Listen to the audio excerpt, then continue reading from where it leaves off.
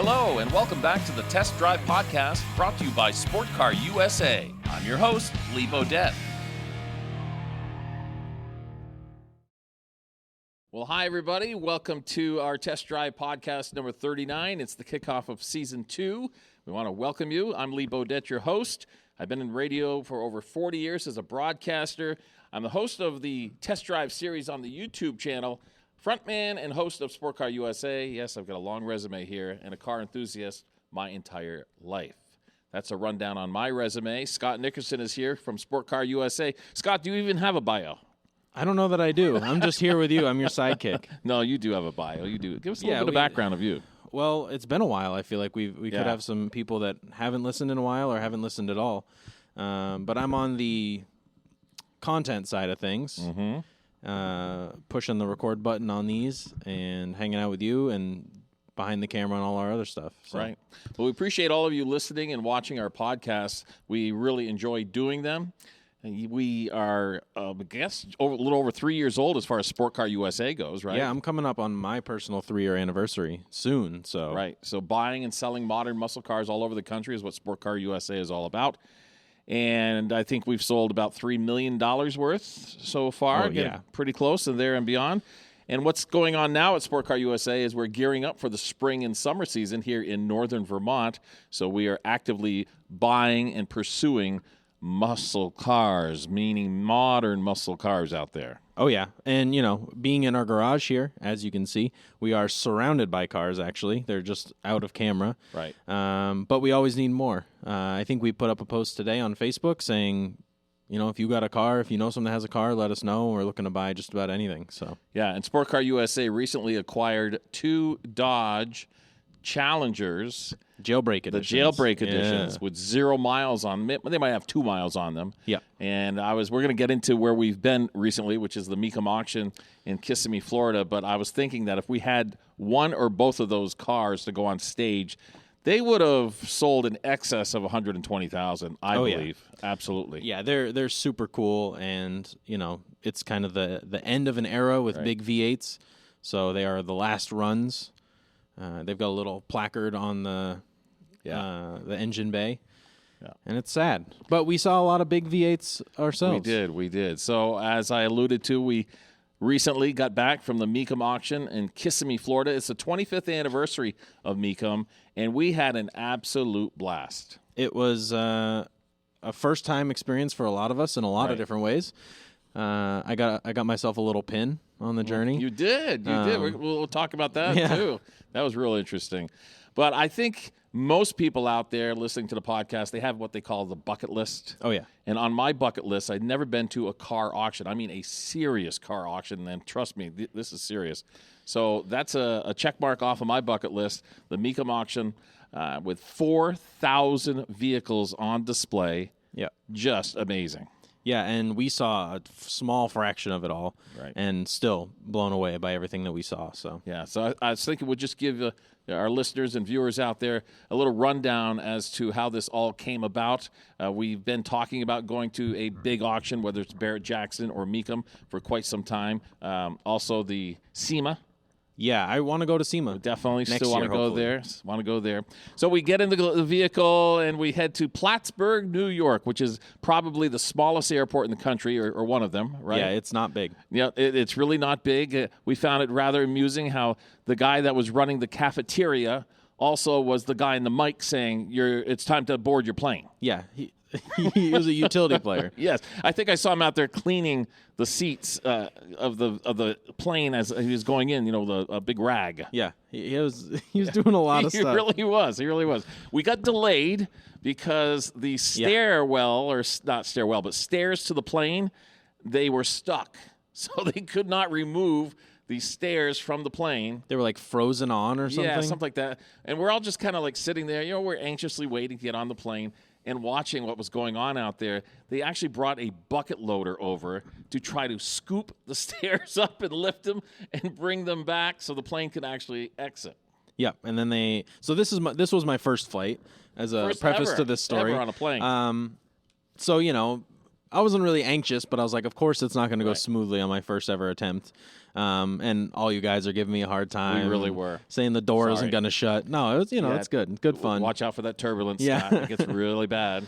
But they finally got the door off, as you said. did. They had to tractor it off the side of the plane. Yes, they did. And we finally got on, and it was an earlier morning flight. Yeah, then they had to back the plane up. And, of course, there's no reverse on a plane, which to this day I can't understand with all the technology we have. Why isn't there a reverse on the plane? It actually has to get pushed back. Yep. And then they moved it over to the other terminal. There's Not only terminal, two. but actually the gate. There's only, I think, 2 gates. 2 gates in this airport. Yeah, That's one it. terminal, and 2 we gates. were the only ones there, and this was, 8 o'clock in the morning? Or I think we were closer later? to like 11 o'clock. Right, We got right. delayed, so I we lost did. track of time. Eventually, we did get on the plane. Yep. We had our snacks. And away we go. And, Scott, you handled it really well for your first flight ever. I thought it was fun. Yeah. The turbulence. It It's a good time. It's like a little roller coaster. No, that wasn't was pretty light. Yeah, and you actually had your camera going. Yep. So you were kind of like a little kid in a candy store having a blast. Yep. We've got that up on our Facebook and our YouTube pages. Our little travel highlight of the trip, and we were all excited to get out of the cold winter of Vermont and Yeah. head to the slightly warmer winter of Florida. And really, the winter here in Vermont this year, northern Vermont and actually northern New York, has not been bad at all. We can't complain at all. It's I think pretty we've had mild. One storm where we received 6 to 8 inches, and other than that, it's been pretty mild. But it's been cold. Yeah, it was cold during that trip. Right. Yeah, absolutely. So we were used to the colder weather. We go to Florida, and even though it wasn't the best weather, I didn't feel like I had the right to complain. No. Like when I came home, I was in shorts. and came back to Sport Car USA. Everybody's asking you, "Well, how was the weather? Did you have a good time?" And I didn't want to say weather really wasn't good at all because they're here Yeah. in the cold weather, and there was a winter storm that had come through when we were gone. yeah, actually, the day we left, Yeah. they had to do a full lot movement. If you don't know what one of those is, you might not want to know because it's not moving fun. cars for 4 or 5 hours around the lot. So I did not want to say that the weather was horrible. I kind of skated that question when anybody asked me. Yep. Because we were in Florida. Yeah, it was 40 degrees at night, maybe up to 60 some days. Yeah. Rainy, but, it's Florida. You're going to have Stayed at some a rain. great bed and breakfast, right? Yeah, we the place we were at, we went and it had all kinds of facilities. There was game rooms, and the house was huge. Beds for everybody. Yeah, 8 bedrooms with 8 bathrooms. Yeah, everyone had their own bathroom. I've never had that experience. Yeah, it was crazy. It's great. Heated pool, except it didn't work. Yeah, the guy came to fix it the last night we were there, and then he just vanished into the night. Yes, yeah, this poor guy. Poor guy. But he gave it a good effort, that's for sure. Yep. Had a great time at the bed and breakfast. It was wonderful. Then we went to the auction. We actually went to the auction accidentally. Accidentally, somebody put it in there. We were looking for the bed and breakfast, and somebody put the address to the auction Yep, in their phone. instead of the bed and breakfast. So we're driving around, and we go down this long street, and it's like, hey, looks like they're having an auction over here. We're like, oh, look at all those cars. That's cool. Yeah. And then we see the big billboard, Mecum Auction, Kissimmee, Florida. Wrong turn somewhere. Wrong turn. So we knew how to get there. That's a good thing. Yeah, a little preview. Yeah, so we get there the next day after a nice breakfast, and we had to register. Now, how much does it cost to go to a Mecum auction? It's about $30 per person. As a spectator. As a spectator. Yep. And if you want a 3-day pass, it's going to be $75. So I think that's rather inexpensive. Yeah, I mean, considering how much they have and all you can see, that there's $30 a whole day. Yeah. Yeah, 12 and under, absolutely free. Yep. I was very impressed with that. You didn't pass for 12 and under this year. I did not. No. I did not. If I went a couple years ago, maybe. Maybe. Yeah. So we had to register, and I think we were pre-registered. Yep. If you want to be a bidder, then you have to pre-register, but you could do it right there at the auction site. Yep. And that costs a little extra, of Yeah. course. Yeah. But I think we had a couple of us registered as bidders. Yeah. So we were able to get right up in the auction area, and we did a little bit of exploring first. Yeah, right. You and I did, at least. I know some of the group went right into the auction block. I think they bought a vintage sign like within the first 5 minutes. Yeah. Oh, yeah, yeah.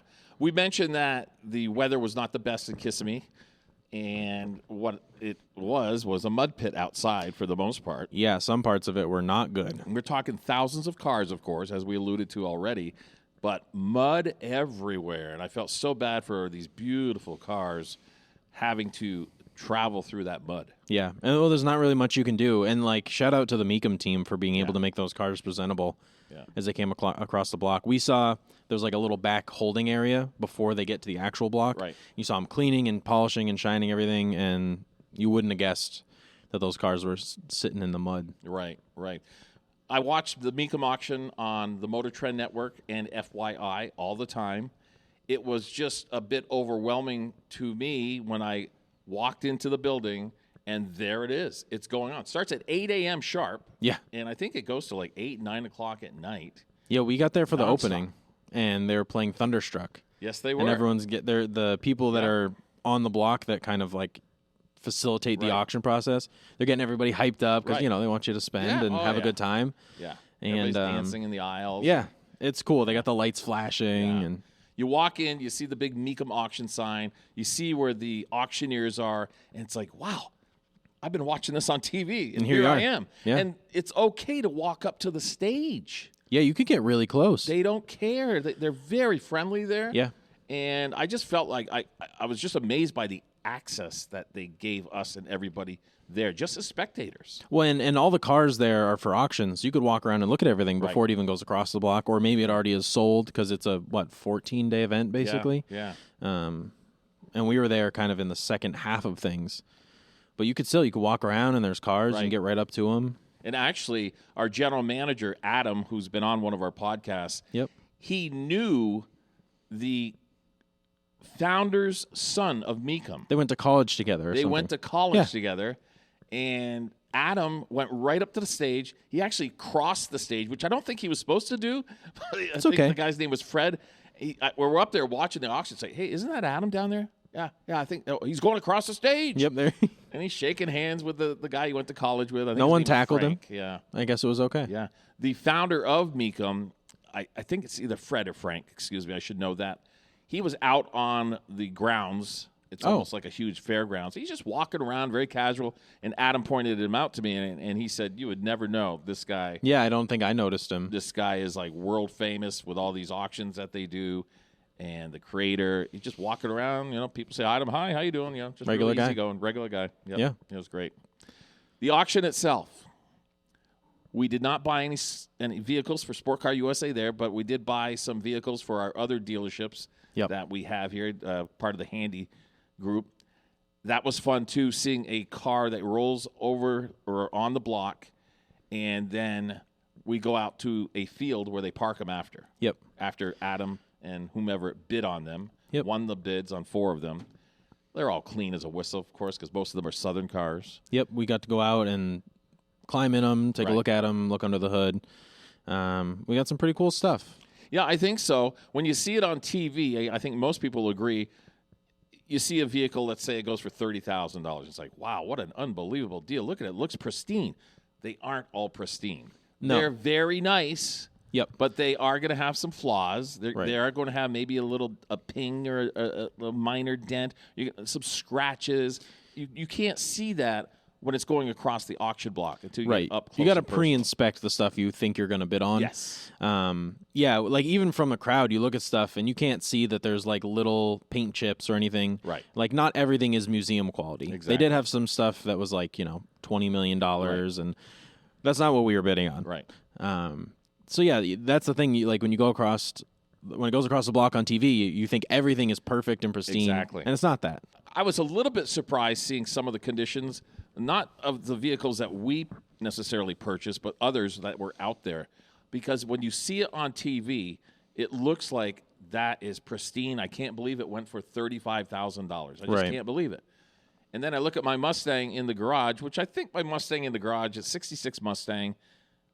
6-cylinder, I think it's worth maybe $35,000. That's what it's insured for with Haggerty. Mm-hmm. They always increase the value as everything else has gone up in the world, right? Right, yeah. So they've increased my value to about $35,000. Mine's really solid, but we won't get into my Mustang. But I was just thinking, I wonder what my Mustang would would generate for revenue at this auction. You'll have to take it there. Yeah, and they have a lot of reserves, and some are no reserves. And some cars don't sell. Yeah, exactly. And reserve just means that the buyer wants X amount of dollars for it. If it doesn't reach that plateau, then it's not going to sell. Yep. So what they do is they push it aside, and they will put that vehicle at a location where everybody knows where to go, and the potential buyer can still buy that vehicle talking with the owner. Right. Yeah. It's not completely off the table. It's not off the table, right. So maybe you can get it for below reserve if they are desperate and they don't want to take it home. Right. So if you chat with the owner. Yeah. The way it works, it's a well-oiled machine at Mecum. I was amazed at all the different facets of the auction itself. It's not just the cars rolling through the auction block. They have financing all set up and ready for you. It's like a dealership. Yeah, I was talking with one of the finance managers from Mecum, and I said, how's this work? She said, well, it's just like a bank. We have a bank or a credit union, I'm not sure which, that we go through. I asked her, what about the age of the vehicles? Because a lot of local banks and credit unions, they won't touch the old stuff. Touch loans because it's a 1955 vehicle. Right. They have it all set up, and she told me the interest rates, even with today's interest rates going through the roof, around 6%. That's not bad. You can go 242 months, she told me. Yeah, it was crazy. What? That blew me away. It's like 230, 242 months you can finance one of these great vehicles. Huh. That one astounded me. And she quoted me the interest rates. It wasn't bad at all. Kind of like when you register or when you try to insure your classic car or your antique vehicle. A lot of people are amazed how inexpensive it is. Mine's like $230 a year. Oh. But I only drive it half a year. Right. It's not an a lot of antique, miles. so I'm not going to drive it, 30,000 miles in a year. And you're not driving it recklessly Exactly. usually. You treat it like a baby. That's why the that's why the insurance rates are so low on those types of vehicles. A lot of people don't realize that. When I first bought my Mustang, I'm thinking, oh my goodness, insurance is going to be through the roof on this thing. $230 a year. Can't beat that. Yeah. Some of the other areas at the Mecum auction, they have a vendor area. Yep. Yeah, all kinds of stuff. There's all kinds of cool vintage things. signs, some weird stuff. There's some weird mannequins. Not. Yeah, they had mannequins. Not my thing. Presidential candidates of the Beatles. You name it, and some of them. Richard Petty. Some of them look really real, and some of them look like scary. They're scary. A little creepy. They had all sorts of. They had these pictures on the wall that were actually speakers. Oh yeah. Of pictures of, you name it, maybe a sport car driver. Yep. And it plays music through that picture frame. Yeah, those are cool. That was really. They're like something. hidden. Yeah, exactly. Yeah. They have, of course, they're going to have all the manuals that you're missing, the posters that you're missing. Random odds and ends. Yeah, absolutely. So that was fascinating in itself. We mentioned the finance department. They also have other departments like the photography. Yep. And we were talking a little bit about all the employees that work at Mecum Auction. Yep. How some of them are rentals, if you will, part-time. They live right in Kissimmee or in Florida in general for this particular auction, and others that are full-time. Right. They travel all over the country with these auctions. Yeah, and there's lots of other companies from the outside that come in. We chatted, which is also up on all of our social medias. We interviewed a guy from Radford Racing School, which is, I believe, Arizona. And they do it, racing school for anyone who wants it, like beginner stuff if you want to just get behind the wheel. And then they have certifying people so that they can actually professionally race. And they were right next to a Dodge exhibit.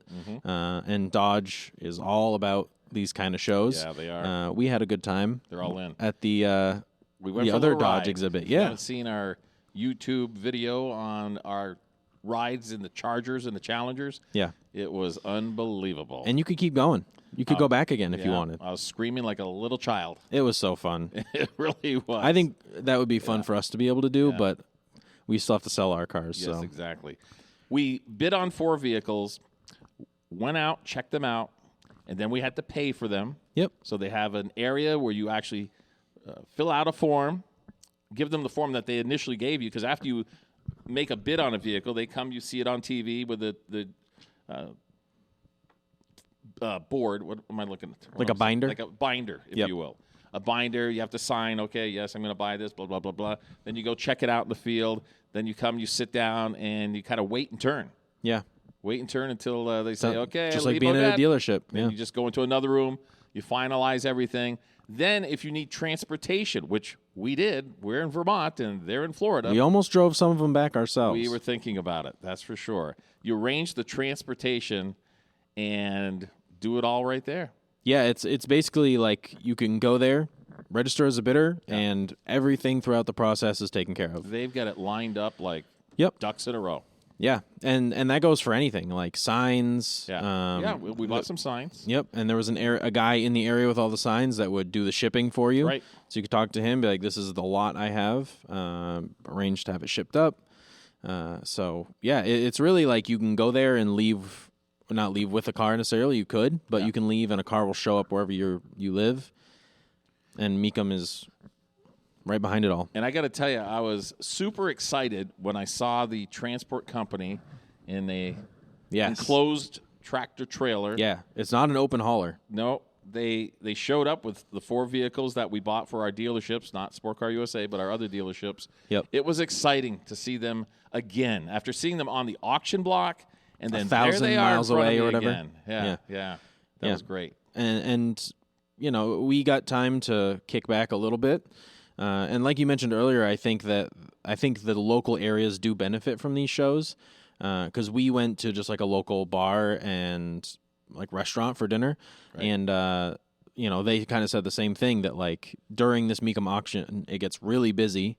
In the evenings, like right after the auction, and then it dies down a little bit more when they leave.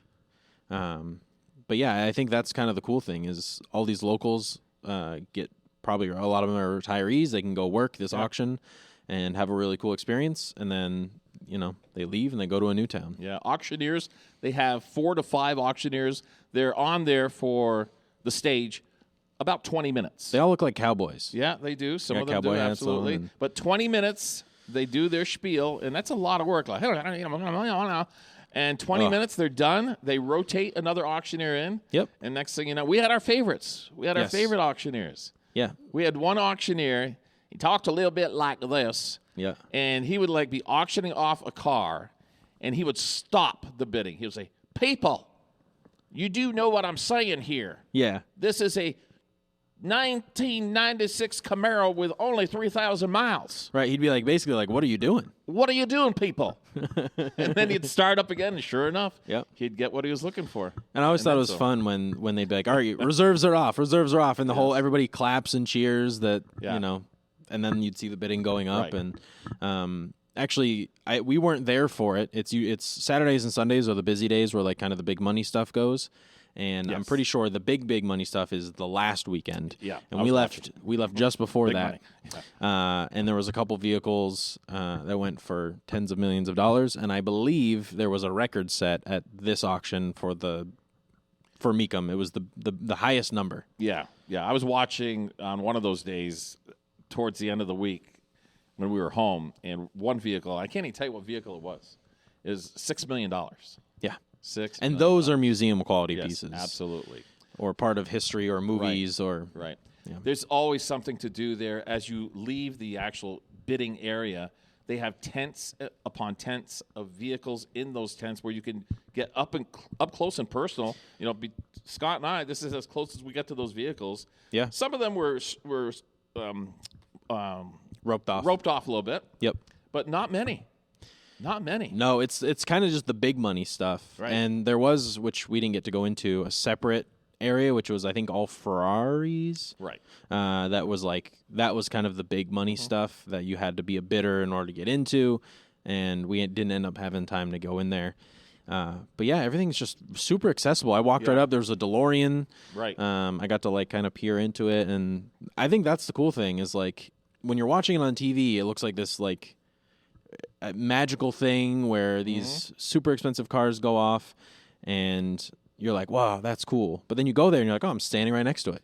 Right. Like I'm standing up close, 2 feet away from this $150,000 car. I mean, you won't be bored for 1 minute. No. When you're outside, they have huge TV screens They had Giant. it piped all over the fairgrounds. I don't even know if this was called a fairgrounds that we were at, but it was humongous. Yeah, and you can hear the auction. You can hear the wherever auction no matter where you are. The Motor Trend Network, the FYI network.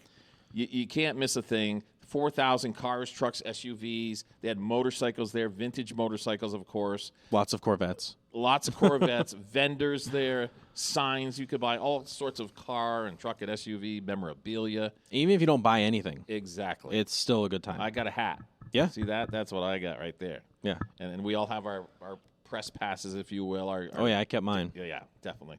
No question about it. So it was a great time. Certainly would recommend it to anyone. Yes. And I'm sure many people watching this podcast and listening to this podcast, that's on their bucket list. Go to a Mecum Barrett-Jackson type auction. Yep. My bucket list has just gotten shorter. Yeah, we'll definitely have to see what Barrett-Jackson's all about and kind of see how they differ from each other. Yeah. But a lot of firsts for me on the bucket list. You know, first time flying, of course. Right. I got my wings. I got a little pin from our airline. Because the flight attendant had no idea that you were on your first flight, so we had to let her know. Made the mistake of mentioning it. And she gave Scott these little wings. It was so cute. I got them. They're in my camera bag over there. Is that right? Yep. Yeah. Oh, yeah. Yeah, I talked to the flight attendant. She said, I haven't been home in 2 years, Lee. It sounds like a fun job. Yeah, she said it's great. I get to travel all over the country, the world, and You live in the sky. yeah. She didn't even remember her address. She had to pull it out and say, "Oh yeah, that's right. I'm in Arizona." It's right. So, But yeah, it was a fun time. First time down. Well, I guess I've been to Florida before, but first time flying there. First time going to one of these big auctions, and yeah, it was a blast. Yeah, so thank you, of absolutely. course, to Adam, our GM, for bringing Yes. us down there. he treated us very well. Yeah, it's never a bad time when you're No, it isn't. under Adam's wing. Especially when you go to a place where it's 2 for Tuesdays. We'll just leave it at that. Yeah, crowning down. Yes, absolutely, absolutely. We do want to mention before we leave our podcast today that our calendars are out for Sport Car USA. Yes. We've shipped out many. Hundreds. We have hundreds left to deliver as well.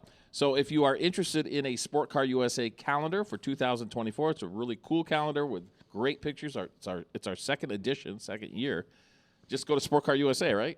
Yeah, so you can check us out on Facebook. Send us a message there. Email us with a request for a calendar or anything. info@sportcarusa.com. I'll personally be the one checking that. And, you know, if you have comments on the podcast or would like to come chat with us on the podcast, we're kind of open to anybody coming and hanging out with us. You can reach us on there. And the calendar is free. So reach out and we will just send you one. No for free. charge. No charge. None at all. And hopefully we'll have some Sport Car USA swag coming up in 2024 as well. Yeah, we got some cool T-shirt designs coming out for our showcase this year in May, and hopefully I've got a couple others. Got a couple others ready to go too. So hopefully some cool stuff. All right, Scott Nickerson from Sport Car USA. I want to thank you again for being with us today and being the co-anchor of the show. Season 2. Season 2. Underway. We're excited about that. It's going to be a big year for Sport Car USA. That is for sure. Indeed. Thanks for listening, everybody, to our podcast number 39. I'm Lee Bodette, your host. Be sure to check out our test drive series on the YouTube channel, and we'll see you next time on our next test drive podcast. And remember, let's never forget the men and women serving this great country of ours. Goodbye, everybody.